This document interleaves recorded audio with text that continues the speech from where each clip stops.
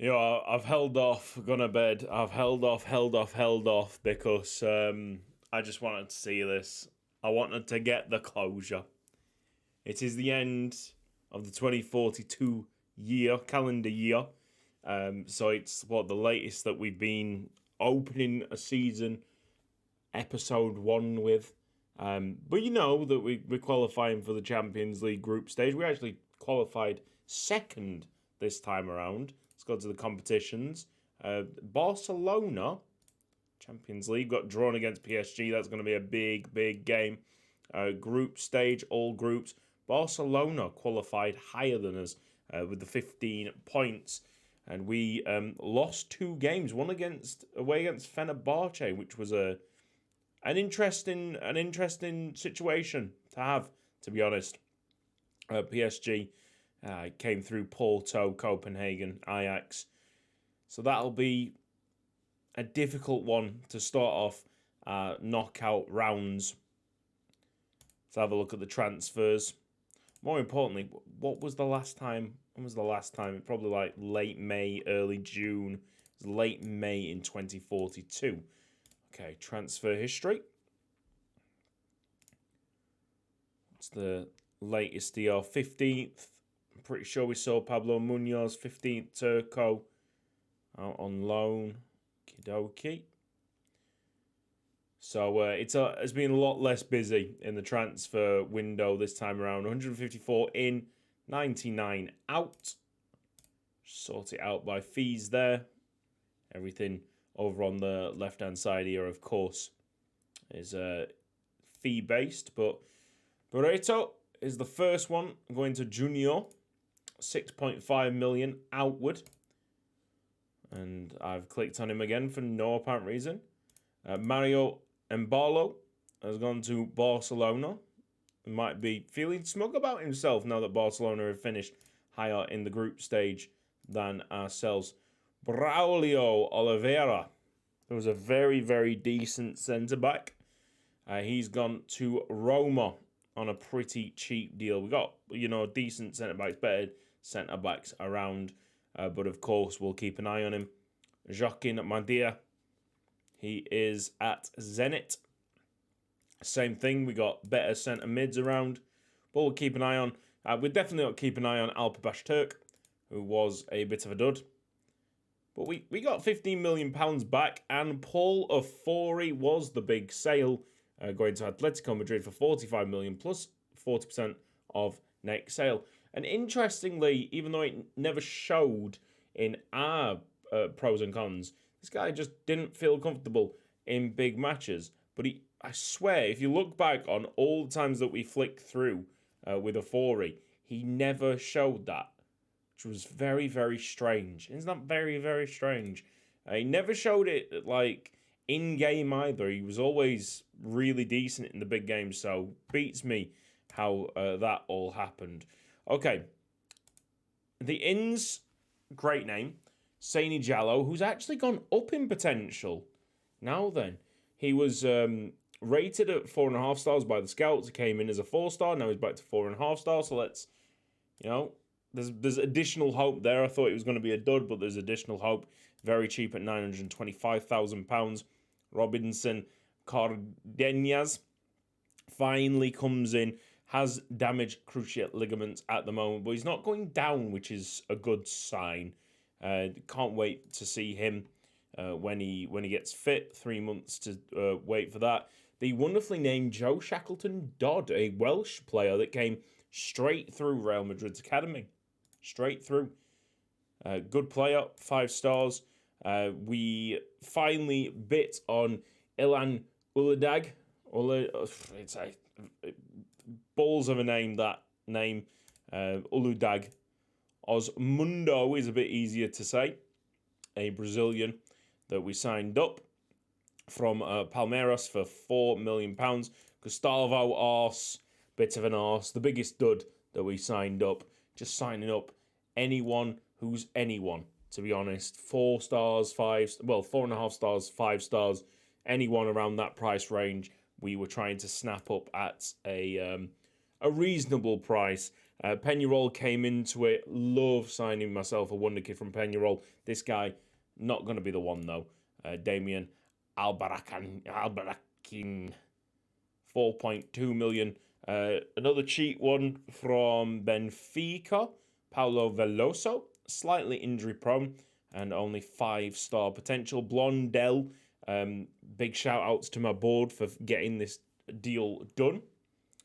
Bit of a mercenary, needs to sort himself out. We need to sort his personality out. We might have a decent player on our hands. And Lawrence Profiteer, maybe we get some profits out of him, hey? So that was a pretty cheap deal in regards to the actual team that we bought him from, 13 million from Dortmund. So that's the lot. That's the kind of intake of players, the transfers in. Always continuously trying to find new talent. This year, from what I can see, the 16-year-olds are incredible. So how we find that money, maybe we activate a lot of the, well, we sell a lot of the clauses that we have on the players that have already been sold. I don't know, but we need it. I think we need it. I think we need to get splashing the cash because it looks like this is a year full of talent. We have a look at the player search, and actually sorted by potential.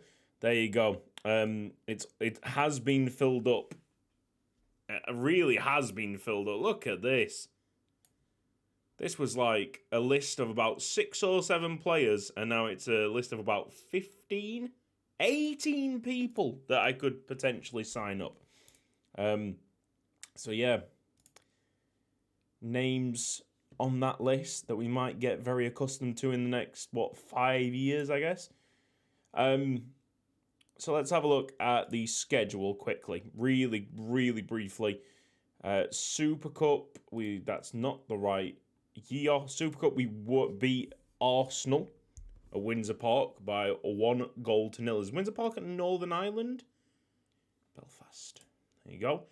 1-0, and that's another piece of silverware to add. Was going all great, all greens until the away game against Fenerbahce, which was an eye raiser. Then we lost to Barcelona. Thankfully, even with those 2 losses, we were qualified for the knockout stages anyway. Atalanta was a 3-0. We at this point, before the Hoster 0-0 draw in the BGL League, I think we'd went 107 or 8 games winning straight. So big ups to Hoster, who stops that run and is still the last team that we got beaten against domestically. Now, over 6-7 years ago? I don't know. I've lost track of time, really. Go back in time to when it happened. Hoster BGL League. There you go. In 2035-36. It is 7 years ago. Absolutely incredible.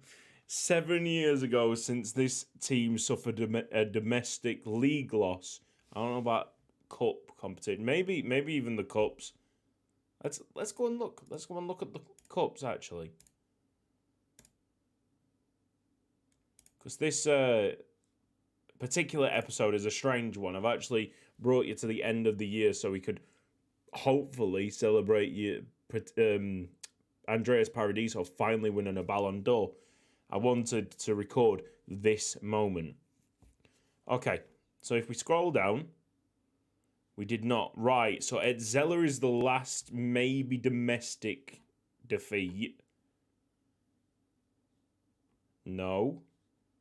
Lost there to Fowler Etch. Lost there to Ed Zeller in the final. There was 38. We won that. Luxembourg Cup win. Luxembourg Cup win. Luxembourg Cup win. And then we're at this season. So, domestically, we're looking at 2038, 2042. by the end of this season, 5 years. But in the league, it's now 7. Let's have a quick flick through the squad. Did I finish on the transfers? I think I did. Yeah, it showed you all these. Just highlight the loans that have been happening. A lot of loans. Realised that I actually had a loan manager. Did not use him for the first 4 years of his job. So he was, living cushy. Then I tried to sign a loan manager in, and surprise, surprise, you've already got a loan manager. Oh, really? Right. Get to work, please. And to be honest, in fairness, he did absolutely get to work, and he got me some decent fees attached. If I can just scroll above my webcam, all of them with decent loan fees attached. Squad, first team, let's have a little flick through so you can see where the team is. I'm going to try and get some defensive stats in Raphael Beck. Burtgaard is unbelievable. Rob Brain, still doing all right. There's Ruben Gomez, who's actually kicked on a little bit. Juanjo is back in the first team and now is 4.5 stars. 6'6" defender. Kalonji has been just the most amazing story, hasn't he? And I've been getting reports from our coaches that he's just kicking on like time and time again. And now he's got to a stage where his wheels really good. He's actually probably a little bit better than Shin Young Ho, which is only 25. He's got a couple of... I'm going to keep him for a couple of years and just see what he does. Very impressive in the training. My Jaegers in the first team, although possibly getting sold or loan listed. We have got Mazegla, finally, as our first team goalkeeper. We probably expected that to happen. Mengo comes into the first team. Modesto, not doing too great on the training there. O'Halloran's a bit all over the place. Paradiso's dropped off a little bit, but he's slightly injured. Quattrocchi is finally back, and he didn't lose that much stats. So hopefully he can hit the ground running again, much like he did at the start of last season. Quero, he was dropping, got him a loan, move out. Then Rob Brain got injured. Then we've had to pull him back, and now he's dropping again. So January time, which is in a few days, I probably should be looking for another loan for him. Rojas growing nicely. He's 20 years old. He's exactly where we want him to be at this moment in time. Salazar is now 4.5 star, which I didn't expect at all from this lad.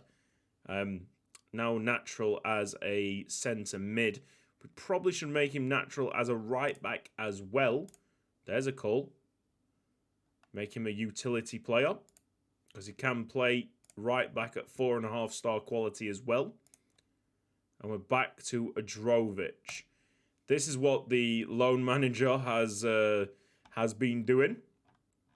I won't talk about these guys. I'll just quickly run through them. It's Cafando. Pause and slow down the video till your heart's content. See where everybody is. There's some really, really good players in this now.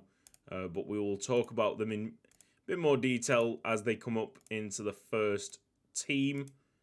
Lots of green arrows going up, which is what you want to see. Albano's down here now. He needed some loans. Bert Stoller's out. What was that? Rob Burnett's down here. Players that were in the first team last season. Going back to Cafando. So, all in all, I think this first team is a stronger lineup than what we had last season. Although Champions League group stage has been a bit wobbly, I think if we won the Champions League last year, we should expect to do the same this year as we've got stronger. And not just by a little bit, I think by a lot. Especially from where we were at the start of last season, with a winger playing centre mid and Just trying to be experimental, really, with all of this. It's not been experimental this time. We've got a very, very good foundation to build upon. And yeah. You know what would be the icing on the cake right now? Paradiso winning the Ballon d'Or. I know I probably look rough. I have stayed way up past my bedtime. It's light outside. It's actually really, really bright outside. You can tell that it's summer.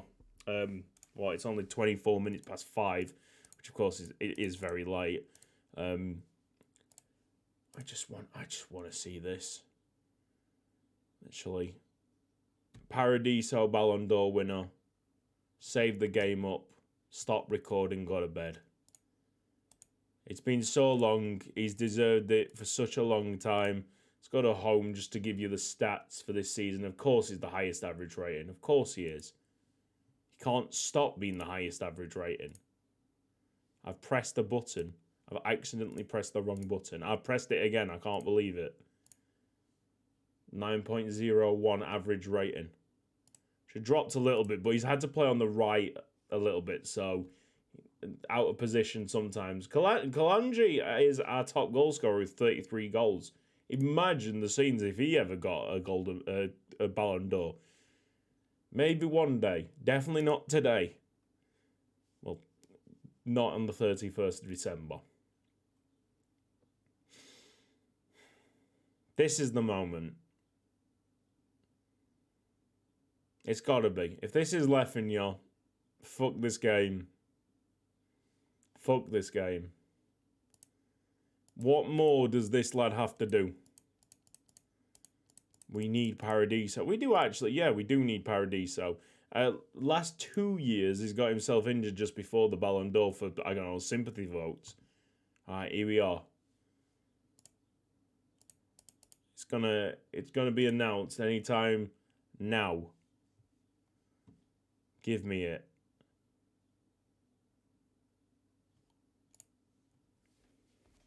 For a second there, with Lefinja claiming the best men's player, for a second there, I nearly shat it. Look at that, man. 51 appearances, 51 goals, 51 assists. He's finally done it. I'm so happy for him. Bro. You can't get any. 51 appearances, 51 goals, 51 assists. Average rating 8.74. He was so much better. Average rating 7.76, 7.68. Miles ahead. Miles ahead. He's been miles ahead for so many years. Finally, he gets what he deserves. Finally. Only needed to get out of Lefinja's shadow, essentially. That is a huge weight off my shoulders, to be on my shoulders, never mind his shoulders. To see that, it has completed the story of Andreas Paradiso. And I do hope he goes on to get another one. But for me, it doesn't matter now. Because so long as he's recognised as the best player of this particular season, of this particular calendar year, whatever it is, it's right. It just feels right because he is. 51 appearances, 51 goals, 51 assists. How crazy is that? And a Champions League medal. You know what's even more crazy than that? Go to World. Oh, this is our view competition. There you are. Serbia won the World Cup of 2042. There's a few oldies, a few old Titus Pétange players in here. If we can see some. Jamini. Do you remember Jamini? Jamini's playing for Al Hilal. He's in here. Let's try and pick out another one. I think Brikic is in here somewhere. Dejan Brikic. He is actually a decent player for us. So respect to him. Dejan Brikic, now a World Cup winner. So Kevin O'Halloran's the only one currently in the squad, I think, as a World Cup winner. And then all these old guys. Crazy. I think there's 4 or 5 in total. that won the World Cup. It's bonkers. It's one of the maddest World Cup wins I've ever seen. Right. That is me done. It's exactly what I wanted to see. I'm a happy man now. See you next time.